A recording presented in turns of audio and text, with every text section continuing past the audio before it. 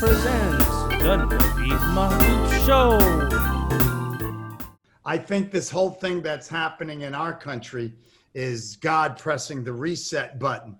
And it's good for people of race. It's people, there's people of color in our country. It's funny, all this happened. Black Lives Matter. All this happened because it's been like that my whole life, Naveed, here growing up. Where I grew up, it was multiracial. Nobody cared whatever. Chinese, black, Puerto Rican, Asian, Muslim.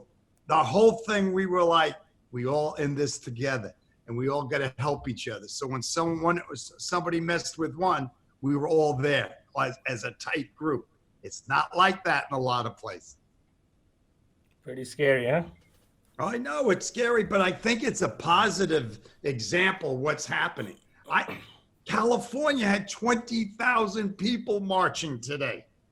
I almost died that many people when it first came to my town here in Santa Monica, where I'm living now. I still live in New York. I went down to the march because that's what we do. You stay on the side of what's right, what you know in your heart is right.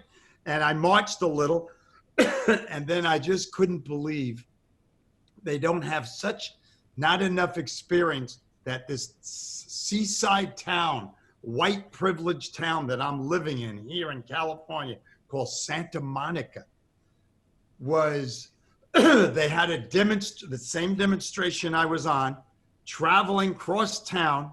They have 150 police.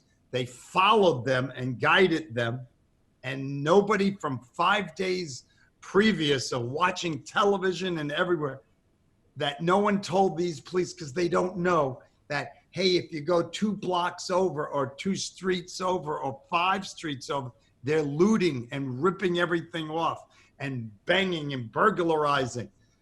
They don't know.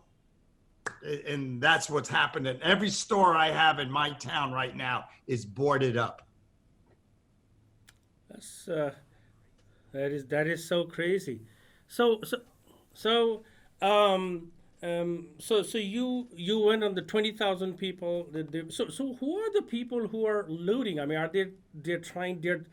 that's a different group of people. They just say, hey, I'm going to take advantage of this situation. Is that what's happening? That's all it is. It's the punk guys. It's the real stupid guys who they're trying to, everything's over there. We'll cloud it up and make them look bad by us knocking. They're just doing it strictly for their own advantage.